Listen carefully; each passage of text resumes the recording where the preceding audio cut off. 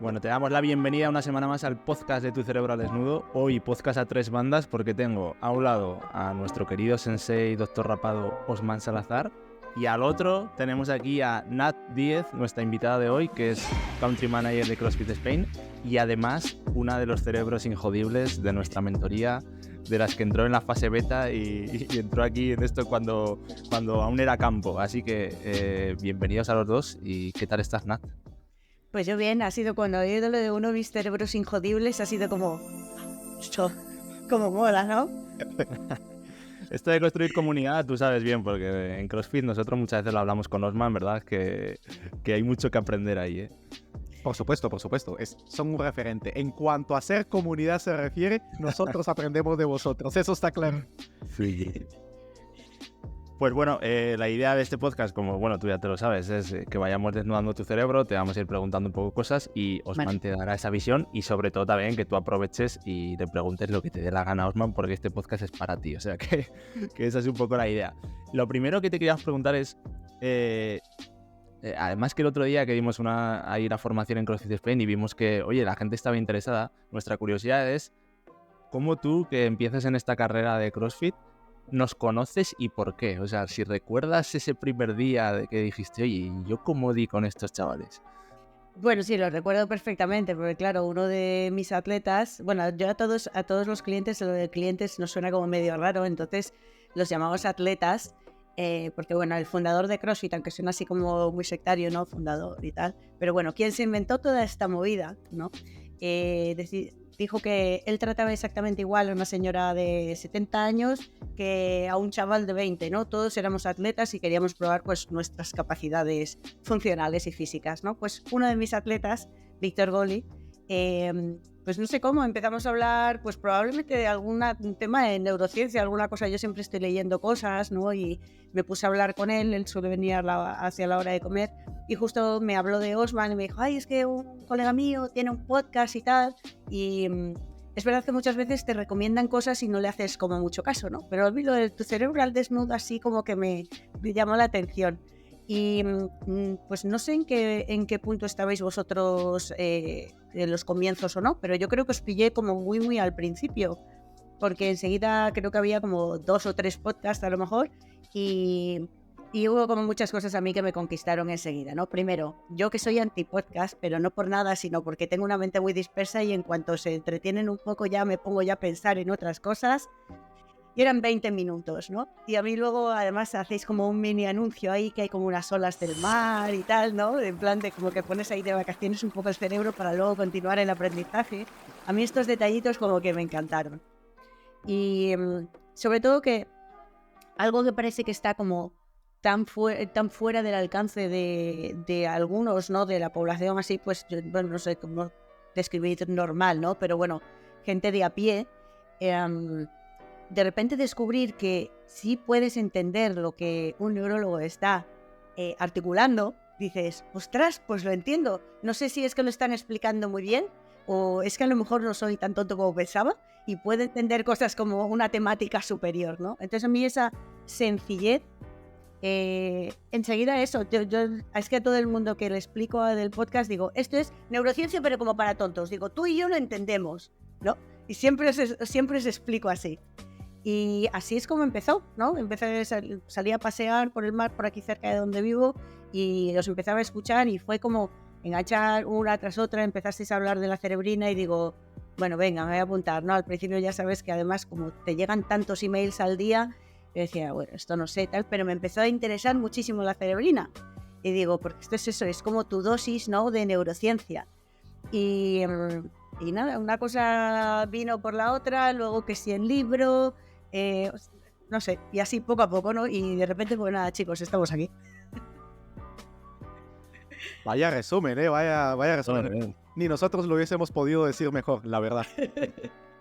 Y bueno, honestamente es que justamente la idea de todo esto, como la gente que ya está habituada a nuestro podcast, era precisamente llevar una neurociencia que tuviese el rigor científico por una parte y por la otra que pudiera entenderse bien, eso es importante, pero luego si lo entiendes pero no te induce a hacer algún tipo de reflexión o cambio, pues no vale para nada en último término. Quizá para un comentario en la comida o para un dato que quieras soltar, pero nuestra meta es inducir que la persona no solo lo entienda, sino que una reflexión y a partir de esa reflexión un cambio.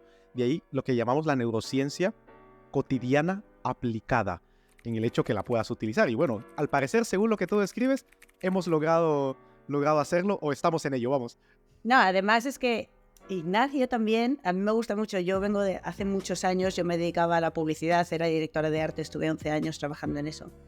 Y me gusta también este punto que tiene de creador de contenido, el cómo lo hace, ¿no? Porque por un lado es como, creo que es un poco canalla, ¿no? Cuando pusiste una vez un email que era en plan de, alguien se ha quejado que no podríamos decir cojones o algo así, ¿no? No me acuerdo qué era. Es pues que le den por el culo y digo yo, aquí me han votado yo, ¿no?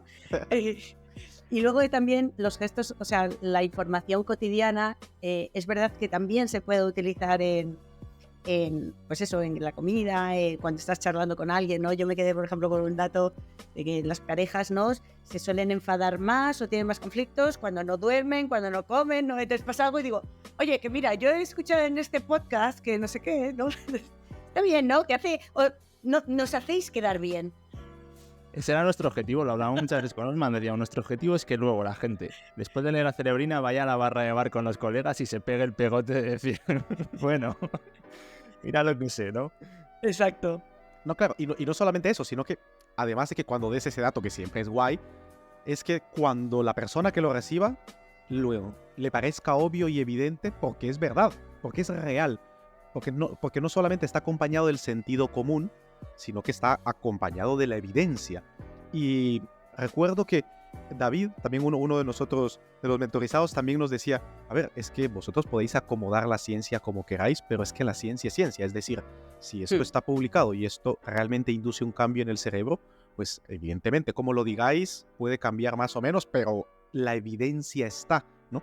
Entonces, evidentemente que la concentración de glucosa que una persona tenga en su cerebro, en sangre, en el cerebro, de eso va a depender su estado de ánimo y la probabilidad de que esté más irritable y tenga un conflicto, es una verdad catedral. O sea, es algo plenamente demostrado. Con lo cual, cuando tú lo dices, la gente dice, tiene sentido. Claro, tiene sentido porque el nivel de evidencia es suficiente para tomarlo como una verdad. Y creo que eso hemos intentado hacerlo de la forma más amena posible, gracias a Ignacio. Y de la forma más práctica, también gracias a Ignacio, y manteniendo el rigor de esto, que es lo que yo siempre... Ese equilibrio entre divulgar con verdad y que se entienda y no parecer un vendehumo es complicado. Sí. Es complicado. Y es un equilibrio en el que Ignacio siempre me echa una mano porque para eso somos dos. Que has mejorado mucho, hermano. Oye, Nat, creo que sería interesante porque has dicho, oye, fui 11 años directora de arte, a mí ya me has dejado ahí con la curiosidad, pero también un poco para que la gente te conozca, porque intuyo que vendrán muchos atletas de CrossFit gracias a que estás tú aquí, y esos ya te conocen de sobra, pero la gente que no, que viene más de nuestra comunidad, que sepa un poco de dónde vienes y sobre todo también cómo ha ido esa relación con tu cerebro en el sentido de... Porque entiendo que tú eres una tía que te gusta el alto rendimiento, imagino que cuando eras directora de arte querías ser la mejor, luego en CrossFit has llegado a ser pues la country manager de España. Imagino que siempre has tenido ahí esa cosa de buscar la injodibilidad, pero cuéntamelo. Sí, yo pienso que sí, creo que en cierto modo pues le echo la culpa a mis padres, ¿no? Tanto a mi padre como a mi madre. Mi padre probablemente más, fue una persona que nos llevaba muy enfilados, ¿no? Desde muy pequeños. Nosotros somos familia numerosa, 5 hermanos, yo soy la segunda mujer y bueno, esto igual es como un poco extra, ¿no? Pero bueno, al haber habido una primera mujer, pues supongo que la segunda tocaba una expectativa de hombre y apareció una mujer también, ¿no? Entonces, bueno, tengo muchos rasgos así, yo creo, como mi padre, como muy de... No sé si muy de hombre, no me gusta mucho categorizarlo así, pero bueno, mi entorno suele ser más masculino que femenino, sobre todo en el entorno profesional. Y sí que es verdad que una cosa que me inculcó mi padre es que las cosas se consiguen con trabajo duro, que ahora después de la mentoría sabemos que no solo se hacen con trabajo duro, ¿verdad? Pero bueno, ha sido un poco como lo que ha regido mi vida, ¿no? Igual que también pienso que, o he pensado durante mucho tiempo, pues que a mí me tocaba aprender sufriendo, ahora ya sabemos también que no. Pero bueno, durante toda mi vida es verdad que la dedicación, el trabajo duro, el sacrificio ha sido como algo que ha estado inherente en mí. Cuando empecé publicidad, en realidad, cuando empecé a estudiar publicidad, yo no quería estudiar publicidad, yo quería estudiar Bellas Artes, pero mi madre me sacó a paseo, ¿no? Y me dijo, tú y yo vamos a tener una charla porque en Bellas Artes te vas a comer los mocos. Así que, ¿por qué no reconducimos esto a un área un poquito más profesionalizada y tal? Y entonces es como acabé un poco en publicidad. Luego la carrera, la verdad es que me gustó mucho y a partir de ahí pues ya me fui fuera a estudiar, hice como una especie de una doble licenciatura fuera y me especialicé en dirección de arte porque en Inglaterra sí que existen así como más carreras más especializadas. Y bueno, estuve pues 11 años en publicidad, trabajando ya en España y la verdad es que sí estuve en grandes empresas, en EuroRSCG, estuve en Arnold, casi todo en boutiques creativas hasta que bueno, nos absorbió una multinacional francesa. Y sí, la verdad es que puedo decir que sí estuve ahí se me daba bien mi trabajo, podríamos decir, ¿no? Pero bueno, al final a veces uno pues se levanta y le pasan cosas en su vida, ¿no? Y piensa, bueno, pues yo no sé por qué esperaba como otra cosa de mí, ¿no? Yo era ultra correcta en todos los sentidos y yo creo que había ahí una fiera dentro de mí que quería ser peleona y quería sacarlo y bueno, pues cambié todo. Me divorcié, me mudé de país, me rehice del todo. En todo este tiempo, toda mi vida, yo había estado haciendo deporte porque mis padres los dos son INEF, tenían un gimnasio de barrio, me había criado siempre dentro del gimnasio en vez de la calle, competí en hockey hierba y en hockey sala y aunque yo me dedicaba a publicidad, yo era una enganchada del deporte, vamos, estaba todo el día en el gimnasio. Pero mis padres nunca intentaron que yo me metiera también en ese mundo, porque ya sabéis que también pues la educación física y tal, pues como que tampoco está muy bien vista como profesión. Y nada, al final, pues cuando me largué de aquí y me divorcié y todo, pues un día paseando por la calle, buscando piso por Miami, me encontré unos tíos colgados de unas barras de dominadas y dije, ¿esta qué movida es? Tengo que conocerlo. Al día siguiente probé CrossFit y no entendía nada y digo, ¿esto qué es? ¿No? Y a partir de ahí, pues nada, decidí iniciar una carrera desde cero otra vez, con todo el peso de que era con 30 años, ahora 30 años me parece súper joven, claro, pero en ese momento yo decía, empezar de cero, buf, pero como decía mi padre, si quieres ser algo, es el mejor, y me puse las pilas y mira, pues hemos acabado llevando a la dirección de la marca CrossFit en España, ¿no? Poca cosa, poca cosa. Joder. Es una historia realmente muy interesante porque nos permite ir separando esas capas del yo, del self, en el sentido en el que nos permite ver dónde es que podemos incidir y entender de dónde vienen ciertas conductas. Hay cosas muy obvias y evidentes al escucharte, desde el punto de vista narrativo, por ejemplo, el hecho de tu orden como hija, siempre los segundos hijos o segundas hijas tienen pues esa carga de que no son los primeros, y si el primero es de su mismo sexo, de su mismo género, pues obviamente casi siempre se tiende a tener a una expectativa que tienes que hacer algo más por encima para poder destacar sobre tu hermana mayor o tu hermano mayor, ¿no? Y esto desde el punto de vista psicológico pues está perfectamente estudiado y tiene una evidencia a nivel neurobiológico, en el sentido en el que los padres cuando van con el segundo hijo, pues uno tiene más experiencia por una parte, y por la otra, cada cosa nueva y sorprendente que hace un segundo hijo, en promedio, no digo que realmente sea así, pues ya el primero se ha llevado bastante de esa sorpresa, ¿no? Entonces hay que hacer algo bastante más por encima y eso lo capta el niño como dice, yo tengo que ser más, ¿no? Ahora entiendo más, ahora entiendo cosas. Entonces, claro, entonces dices, amigo, tiene su sentido, ¿no? Y esto se empieza a cablear, son las primeras experiencias. Siempre nosotros en el proyecto vamos el perfil cognitivo, ¿no? Y gente dice, ¿qué es eso? ¿Qué es eso? Pues es muy sencillo, ¿no? Esa parte de que tenemos la genética y la herencia, tú tienes el gen de tu padre y de tu madre, lo otro es tu crianza, esos eventos que sucedieron en tus primeros momentos de vida que empiezan a hacer que ese cerebrito empiece a generar ciertas conexiones que luego la mente va haciendo esas representaciones, y luego por supuesto el ambiente, el punto geográfico, el momento histórico, el sitio, el lugar, las condiciones, etcétera, etcétera. Juntas esos tres y ahí se empieza a cablear ese cerebro y poco a poco sigue y sigue y sigue, y todo lo que tú vas aprendiendo pues es lo que tú tienes hoy, ¿no? Eso es todo tu bagaje de conocimientos, habilidades, destrezas y competencias, pues es lo que hace ese perfil cognitivo, pero se va perfilando desde muy pronto. Ese es el punto. Con el repaso que nos has hecho, es evidente que se instauraron ciertas creencias. Justamente tú las has dicho de forma explícita. Uno, para alcanzar algo de éxito, eso requiere dolor, requiere sufrimiento, requiere esfuerzo, requiere sacrificio para ser excelente. Y obviamente al buscar la excelencia, pues cuando te metías a algo, ser la mejor. Esto a nivel biológico significa que hay dopamina a fuego, porque la dopamina es la expectativa. Siempre es importante encontrar la diferencia entre que el placer no es lo mismo que la búsqueda de ese placer. Y la dopamina se secreta con la búsqueda, con ir hacia algo. Y tú siempre estabas pues buscando más, buscando más, buscando más. Con lo cual tu sistema motivacional iba tirando de ti hacia ese objetivo, aunque luego el fin ha ido cambiando evolutivamente a lo largo de tu vida. Entonces, pues hemos visto, por una parte, la capa, vamos a decir, más social de tus circunstancias. Otra, una capa más psicológica de lo que tú has ido instaurando en ti, tu sistema de creencias, valores, actitudes, tus conductas, tus motivaciones e incentivos.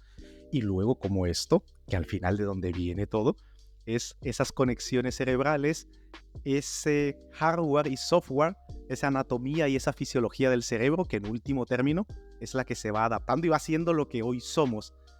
Y lo importante es dirigir ese proceso a partir del punto en el que ya cuando te das cuenta que tu cerebro ha ido aprendiendo y adaptándose de forma espontánea sin que tú intervinieras mucho activamente de forma consciente, cuando eres consciente de eso, cuando tú intervienes de forma propositiva y activa y puedes tú provocar, inducir un cambio específico, ese poder es enorme. O sea, el saber que tienes esa capacidad que la mayoría de personas sigue pensando que el cerebro no cambia, que el cerebro no aprende y que no podemos hacer nada al respecto. Nada más lejos de la realidad, como tú ahora lo dejas muy claro. Sí, no, además es una cosa que es una frase como muy hecha, ¿no? La gente no cambia y yo digo, joder, pues es que no es verdad. Es que yo me he reinventado por lo menos un par de veces en mi vida. Tengo varias vidas y vividas como muchos de nosotros, ¿no? Pero creo que el esfuerzo es muy grande, primero porque es como que, igual ahora me corriges tú, Osman, pero es como que la cabeza intenta engañarte, ¿no? Sobre todo con el tema de las creencias, cuando las tienes tan arraigadas, ¿no? Por mucho que digas, yo soy valioso, ¿no? O soy una persona muy competente, ¿no? Si durante mucho tiempo y durante muchas vidas te han estado diciendo que no es así, o sea, reprogramar todo eso, ¿no? Que es lo que hablábamos antes, que estamos haciendo, es complicado, ¿no? Porque no sabes si eres tú que te estás inventando la movida o lo que decíamos, ¿no? Los cerebros injodibles ya sé que no hacen psicología inversa. Pero dices, hasta que me he creído, no, esto ni es psicología inversa ni pajas mentales de nada, esto es la puta realidad, ¿no? Eres valiosa y ya está, ¿no? Y con lo que sea, con cualquier creencia, pues lo mismo, ¿no? Programarse es complicado, no sabes si te estás engañando o no. Claro, lo que sucede es que usualmente se suele cometer el error de ver ese valor, esa valía, únicamente con el monólogo interno. Es decir, tú te ves al espejo y dices, venga, Nat, tú eres valiosa. Tu cerebro no es tonto. Es decir, automáticamente se hace la pregunta, sí, pero ¿tú en qué te basas y en qué te sustentas para decirte esto, no? Automáticamente va generando una especie de anticuerpos cognitivos a rechazar una idea que le parece una paja, como una catedral, ¿no?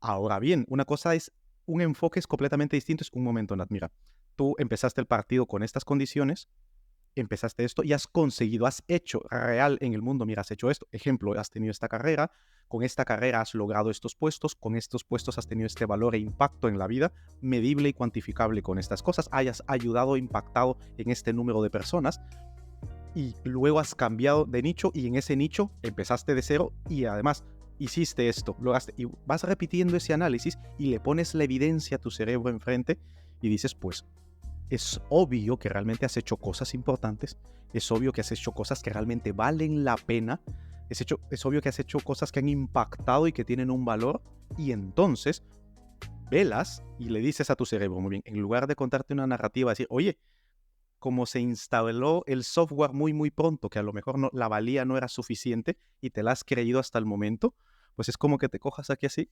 a los ojos y digas, mira, la evidencia es esta. No te digo que hagas una paja mental con estos datos, solo velos. Vamos a empezar por allí. Valóralos, valídalos y date cuenta que son reales y a partir de aquí sí. Ahora sí vamos a cambiar esa narrativa porque requiere una puesta a punto, una actualización. En ese momento entonces tu cerebro dice, vale. Ya puede que no me convenzas del todo, pero ya te escucho. Ya es un argumento que ya me vale. Por eso es que normalmente decirte, mira, abrázate todos los días y di que solo por el hecho de nacer y solo por el hecho de existir te lo mereces todo. Aunque suene muy loable hacer eso, una persona que está en algún momento vital con un trastorno del estado de ánimo, como depresión o ansiedad, o cuando lo está pasando muy mal, el cerebro no es tonto, por definición no lo es. Y no se traga eso, no se lo traga, y se siente como insultado incluso. Entonces, ¿Pero por qué cuando te lo dice alguien te lo crees más? definitivamente, porque si un cerebro no está acostumbrado a la asertividad, que es difícil, asertividad significa, muy bien, yo reconozco que tengo defectos y reconozco que tengo mis cosas buenas, ¿no? Me veo objetivamente y tengo cosas buenas, cosas malas, y lo llevo con dignidad, con deportividad. Si realmente está acostumbrado a considerar que todo es una mierda, pues entonces cuando realmente valora algo positivo no le da importancia porque está muy acostumbrado a esa valencia negativa de la emoción. Y como solo está acostumbrado a ella, aunque parecerá paradójico, se siente bien cuando está mal, porque no está acostumbrado a sentirse bien. Sí. Eso es una. Y la otra es que dices, bueno, si lo dice otra persona, pues tendrá que ser cierto, ¿no? O sea, es más fácil que dé el beneficio de la duda. El problema con eso es que también cuando otra persona viene y te confirma, más que confirmar, te reafirma una creencia nociva, también le da más peso, con lo cual es más peligroso. También hay un pequeño número de personas que están del otro lado. Personas narcisistas patológicas que consideran que son buenísimos de la muerte, que no tienen defectos y que realmente se merecen que el resto de las personas les trate con cierta referencia y reverencia. Y no entienden por qué los demás no se inclinan ante ellos, ¿no? Eso es igual de pernicioso que lo otro. Entonces, cuando un niño, niña, desde muy temprano en la vida se le empezó a enseñar su verdadera valía, es decir, cuando haces algo bien, oye, mira, qué bien. Cuando comete un error, oye, cometes un error y tienes cosas buenas y cosas malas, incentiva las buenas, aprende de las malas, pero tampoco te castigues exageradamente cuando te equivocas, ni tampoco te vengas aquí arriba cuando triunfes, porque esos grandes discursos emocionales terminan por anclarse en el sistema límbico de un cerebro que está en desarrollo, y luego la vida de esta persona es una montaña rusa emocional en el futuro que en muchas ocasiones no termina de arreglarse y se va pasando de generación en generación a través de prácticas culturales familiares establecidas, ¿no? Así que esa es la razón por la cual las experiencias de los primeros años tienen tanta importancia. Y también es importante saber que como adultos podemos revertir gran parte de ese proceso con más esfuerzo. No será sencillo, pero logra cambiarse. O sea, no quiere decir que, bueno, como así fue mi infancia, entonces no hay nada que hacer. No es ese el mensaje. Al contrario, de hecho. Bueno, yo creo que mucha gente te estará escuchando y dirá, joder, esta tía como dice aquí unas palabras, como se nota que controla su cerebro. Y me gustaría que hablásemos de cuando tú entraste a la mentoría, que llevas ya 3 meses ahora. Me gustaría que nos contases con qué expectativas o con qué objetivo más o menos tú, o el porqué de tú decidiste entrar, y a día de hoy que ya llevas 3 meses, ¿cómo ha sido el viaje respecto a eso, ¿no? No sé si ha cumplido tu expectativa o ha ido por otro lado. Vale, la verdad es que voy a intentar resumirlo lo más posible.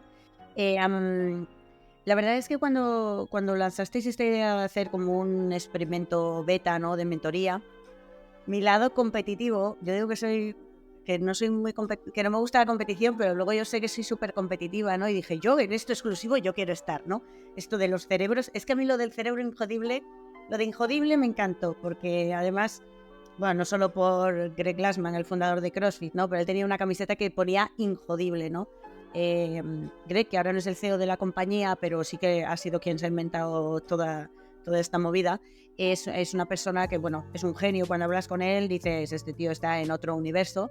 Se metió en muchísimos líos, pleitos con Coca-Cola, con grandes farmacéuticas y todo, ¿no? Porque muchas asociaciones deportivas en realidad tienen activos en farmacéuticas, en marcas de productos procesados y tal, y dijo, no, yo voy aquí a levantar esta alfombra querida, ¿no? Y se metió en un lío de la hostia, vamos, ¿no? Y él iba con una camiseta que ponía injodible.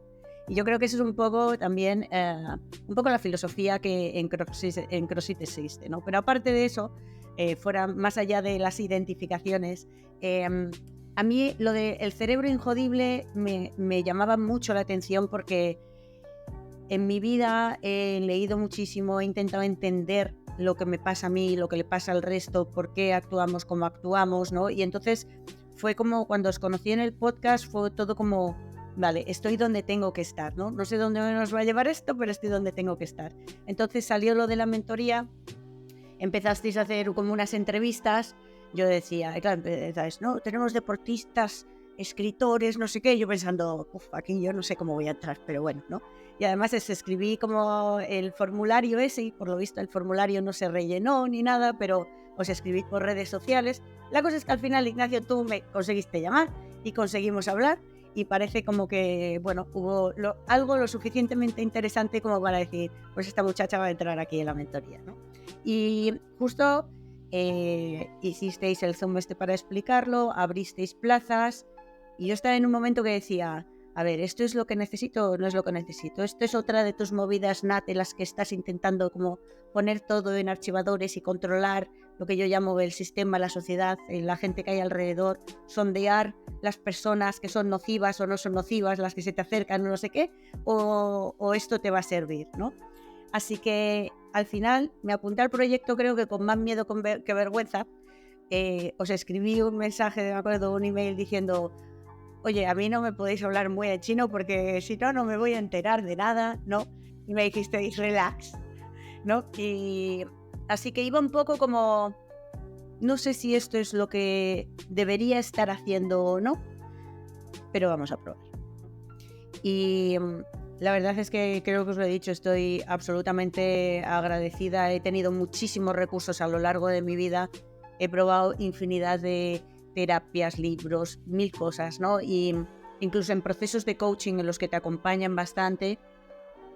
Esta para mí ha sido, es que realmente pienso que ha sido algo que ha cambiado radicalmente mi vida en un momento en el que yo necesitaba ese cambio, ¿no? Justo aceptada ya mi crisis de los 40, varias crisis de identidad a lo largo de mi vida, ¿no? Estaba en un punto en el que dices, te vas a atrever por fin a vivir de verdad, Nat, no según lo que dice el resto, sino lo que realmente eres tú, te quieres autodescubrir, ¿no? Y creo que en todo este proceso he ido, como dicen los catalanes, a calzón quitado.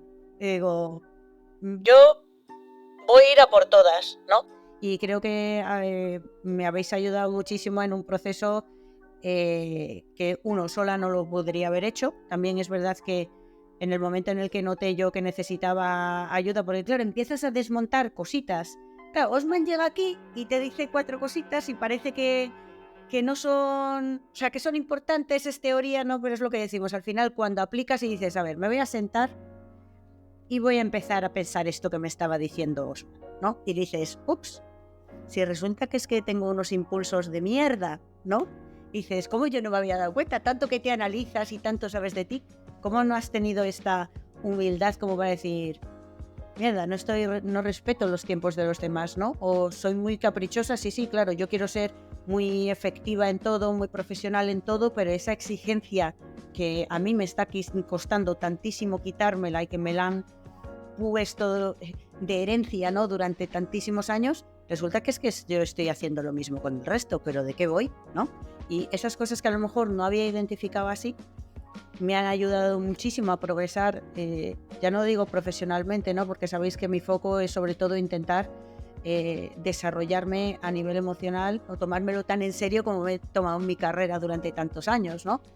Y tomar responsabilidad de estos comportamientos, de estos impulsos, de estas creencias, de la forma en la que aprendo las cosas y resetearlo y reformularlo, ¿no? Y sobre todo cuando para mí esta es la parte como más oscura, porque realmente tuve un bajón importante al ver la realidad que acontecía. Habéis estado ahí, fue en plan como ¡socorro! ¡Ayude! ¿No? Y enseguida ahí, entre unos y otros, ¿no? Contestando rápido Ignacio, Osman ahí entre operación y operación contestando también, ¿no? Ha sido como un poco un salvavidas y decir, hostia, todo esto de verdad ha pasado en 3 meses, o sea, porque es que es un prisma como muy nuevo, ¿no? En la vida. Entonces para mí ha sido revelador totalmente, vamos, inesperable. Pues mira, la verdad que da gusto escuchar en tu discurso precisamente conceptos que trabajamos a lo largo de la mentoría, ¿no? Por ejemplo, has mencionado la palabra humildad y es lo primero al enfrentarse a cualquier situación, la humildad cognitiva, ¿no? Es decir, y mira que es una idea vieja y es vieja de cojones, ¿no? Al primero que se le ocurrió y en teoría la dijo para difundirla fue Sócrates, ¿no? Lo solo sé que nada sé, que ni siquiera la escribió él, porque en teoría la escribió Platón. Entonces, y de allí nace precisamente del reconocimiento de la ignorancia, ergo, no tengo ni puta idea, y decir a lo mejor y tengo que aprender y reaprender. Eso te permite una postura de decir, bueno, por lo tanto voy a buscar, ¿no? Luego la siguiente palabra que has utilizado es la palabra responsabilidad. Y algo que trabajamos mucho es decir, es que eres responsable de tu propio cerebro y de tu propia mente, como lo eres tú de tu propio cuerpo, que en tu caso concreto, pues eso estaba más que trabajado. Con ese mismo perfil cognitivo, es decir, con esas mismas conexiones cerebrales producidas durante toda tu vida, con las influencias que mencionamos antes, están allí no solo para cambiar tu estructura corporal, también están ahí para cambiar tu estructura cerebral y en consecuencia, al cambiar ambas, tu estructura mental.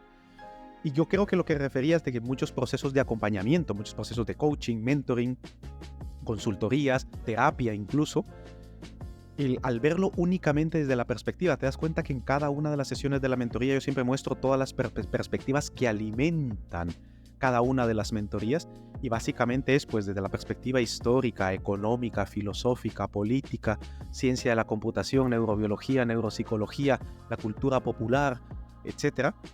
Llegamos a que todo llega a Roma. ¿De dónde está Roma? Está la mente, sí, pero la mente no es algo que flota, la mente es algo que al final, aunque esté dentro del cuerpo o el cerebro, o pase por él, no lo puedes obviar. Ese es el punto aquí. Aunque no resolvamos ninguno de los dos problemas de la conciencia pasa por el cerebro, independientemente que esté allí o no, y a partir de cambiar la biología, la física, la química, a través de utilizar esas leyes, cambiar tus procesos biológicos internos, vas notando esos cambios en tus procesos psicológicos que se traducen en cambios a nivel de tus relaciones, en cambio en tu vida. Creo que ese elemento integrador e integrativo de que esté basado en la neurobiología propiamente y que cuando tú cambias una creencia, tú dices, bueno, pero es que eso se cambió. ¿Dónde se cambió? Digo, no te preocupes, ya te digo yo dónde, en qué parte anatómica y fisiológica de tu cerebro se produjo ese cambio y por qué. Entonces te dices, bueno, esto no es entonces una paja, ¿no? Es decir, no es una paja mental, no es simplemente lo que tú decías, esta psicología inversa de únicamente yo intentarme convencer por las buenas de algo en lo que no hay ninguna evidencia que lo sustente y en donde yo no sé dónde se va a dar ese cambio. Si bien es cierto que la neurociencia actualmente no logra seguir todos los mapas y saber dónde sucede cada cosa, lo poco que sabemos sí permite poder identificar en dónde se da, cómo se da y aplicar ese conocimiento de forma práctica para lo que yo considero que es lo más importante. Tomar la responsabilidad de autogestionar nuestro propio cerebro para inducir cambios en nuestro propio cuerpo, mente y el ambiente que nos rodea, ¿no? Entonces, honestamente, ha sido un gusto escucharte justamente cómo ha calado la filosofía injodible en la forma en la que te expresas y definitivamente la siguiente parte que es la más importante, todo lo has hecho tú. Es decir, nosotros aquí, siempre lo decimos con Ignacio, no somos ni gurús, no somos ningún gurús de nada, no somos terapeutas, ninguno de nosotros tiene ejercicio de profesión como terapeutas, pero lo que sí hacemos es intentar proveer lo mejor de la información acerca del cerebro y los métodos mejor estudiados para su aplicación. Allí es lo que intentamos hacerlo de la mejor forma posible, con las mejores personas posibles, por supuesto. Que de hecho, prueba de ello, de que lo has hecho tú, es que creo que refleja muy bien el ejemplo de lo que le ha pasado a todos los cerebros injodibles de dentro, y es esa parte de que al principio empiezas a descubrir una serie de cosas de tu cerebro que no sabías, que llega un momento que os pasó a todos a la vez de bajón, o sea, no de bajón, sino de decir, joder, de que lo pasas mal, ¿no? Y me acuerdo que, Osman, que tuvimos ahí que pasar unas semanas de levantar los ánimos porque la gente se quedó más jodidísima de haber visto su Aspar crudo tal cual era. Pero claro, cuéntanos también ahora, a día de hoy, que ya pasaste ese momento duro, ¿cómo lo ves ahora, ¿no? Y cuál es el avance más notable que tú te notas pues en tu vida, ¿no? En tu vida, no sé si en todos los entornos tuyos, como ya sabes. Pues la verdad es que eso me lo preguntaba justo ayer, ¿no? Que justo terminábamos una mentoría y decía, a ver, esto, si tú me voy a poner esto, creo que no tiene cierre, ¿vale? Pero es verdad que yo unas semanas que yo decía, joder, tía, es que estás tan motivada, ¿no? En general, con todo. A mí me da un poco miedo estas motivaciones así que me entran de repente, porque yo siempre digo, no te confíes porque de esta te caes, ¿no? Pero bueno, sé que eso puede ser parte del proceso y ya está, ¿no? Pero es que es curioso, pero como es que hasta la gente me lo dice. Dice, ¿te has hecho algo en la cara? Y digo, no me he hecho nada en la cara, ¿no? Porque es verdad, yo me noto como que estoy como descomprimida, ¿no? Siempre he sido una persona como contenida, como que tienes que saber estar, más o menos correcta, porque es verdad que a mí me arde un poco la lengua, ¿no? O sea, es verdad que hablo muy claramente, muchas veces esto me crea un problema, pero yo creo que es para todos los aspectos de mi vida, ¿no? El decir, hey, las cosas están bien, ¿no? Tú eres un individuo completo por ti mismo, ¿no? Porque creo que esta sociedad también nos enseña a estar siempre como en búsqueda no de nosotros, ¿no? En búsqueda de otro. Ya no es que te vaya a salvar o no, sino que es que tú por ti mismo no eres un completo, ¿no? Y es como que de repente empiezo a realmente a creerme de verdad, ¿no? Todas estas cosas que hemos estado hablando en la mentoría, ¿no? Y creo que luego al final eso se traslada a todo. Yo tengo que hacer un trabajo muy específico centrado en mí, que justo ayer Osman me decía, bueno, sí, pero no te vayas tú al otro lado, ¿no? Que no sea, soy muy binaria, ¿no? O todo al blanco o todo al negro. Y yo sé que llevo años intentando construir esos grises, porque cada vez que lanzabais un reto era en plan de si me ocurrían el de la creatividad, ya estuve yo ahí, ¡pum! Se me estallaban 1000 cosas en la cabeza, todo de trabajo, y digo, no, déjalo del trabajo, tal, que también he hecho cosas del trabajo, ¿no? Pero estoy centrada en la parte más personal.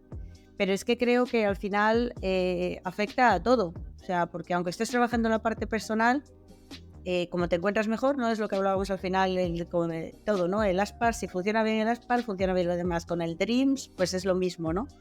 Yo la suerte creo que, por ejemplo, en el Dreams lo tenía como medio controlado. Digo, vale, esta parte aquí me dan un poquito de cera. Aquí puede estar un poco más tranquila, ¿no? Porque digo, bueno, la dieta me ha venido bien, soy una persona que come bien, pero aún así como con más conciencia, ¿no? Sé por qué estoy comiendo como estoy comiendo, por ejemplo. A la hora de entrenar es verdad que yo no necesito motivación para estar entrenada, porque si no hubiera dejado de entrenar un montón de veces, pero lo hago y además pienso, es que encima me estoy volviendo más injodible, ¿no?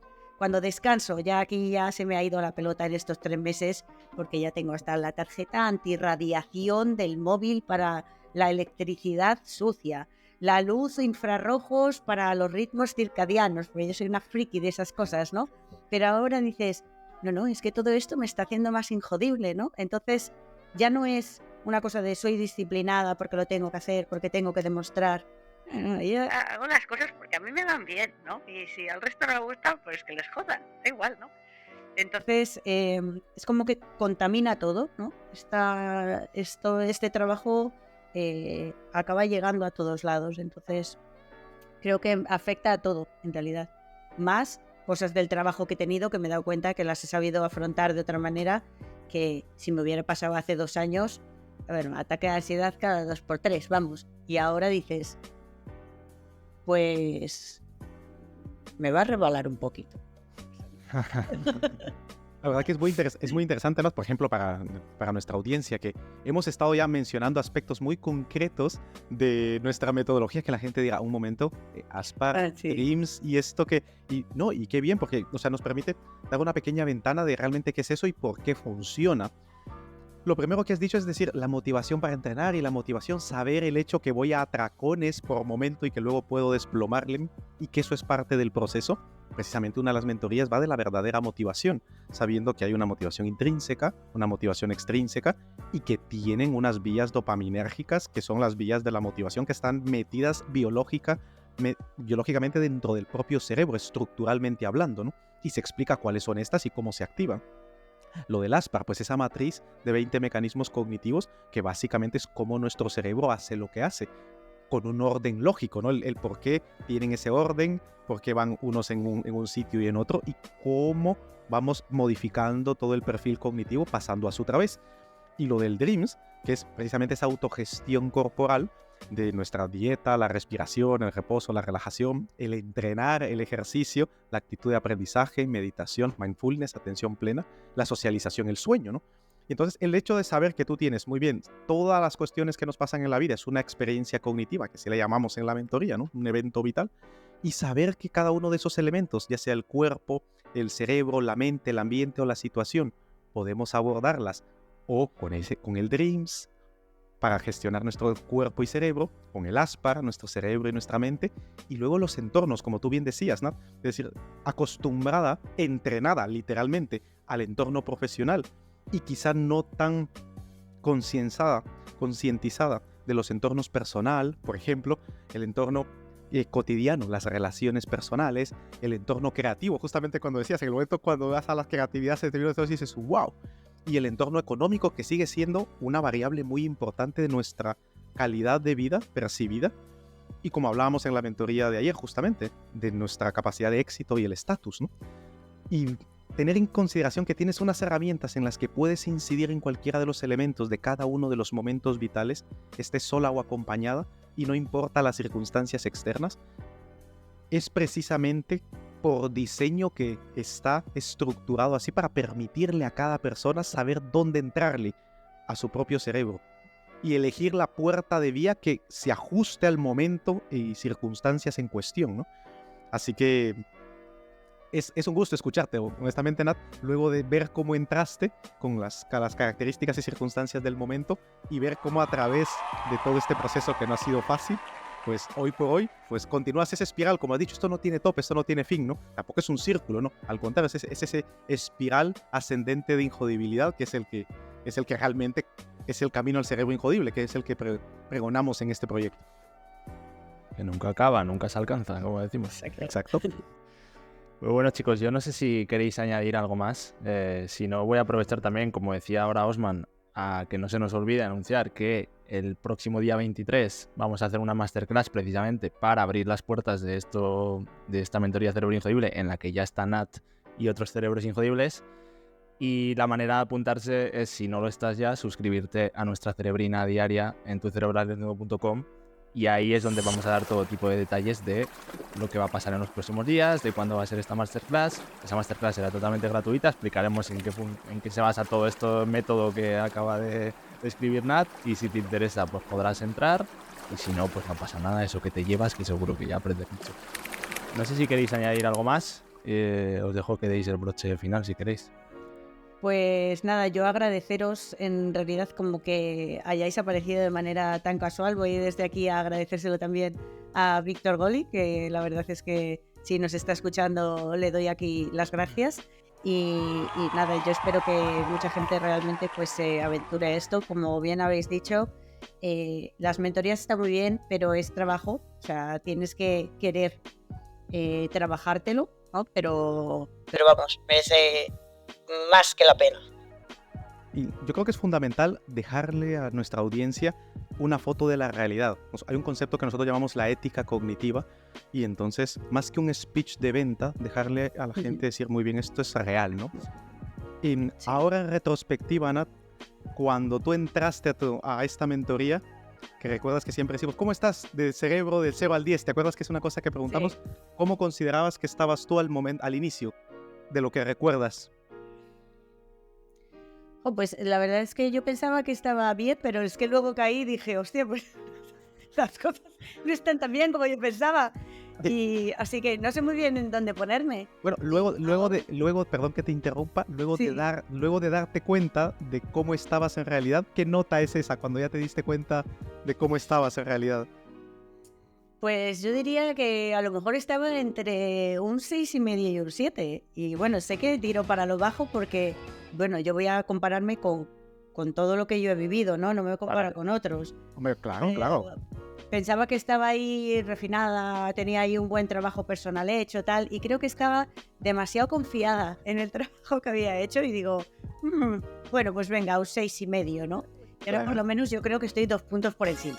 Ah, mira. Eso es Sí. eso, un 8,5, bueno. Ellos Está mal, ellos. estando sobresaliente ya. Exacto. Y luego... Pero no nos confiemos. No, jamás. Y luego siempre las entrevistas la terminamos con una pregunta que descoloca a la gente. Y es ahora mismo, aquí y ahora, Nat, a día de hoy, ¿qué es a lo que Nat tiene miedo? El ser humano, como sabes, todos tenemos miedo. Ahora, ¿qué es lo que te da miedo? De aquí hacia el futuro, hacia adelante.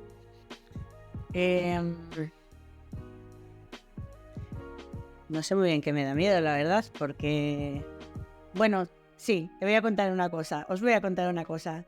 La semana que viene me voy a hacer un curso de tatuaje a Barcelona. Ah, muy bien.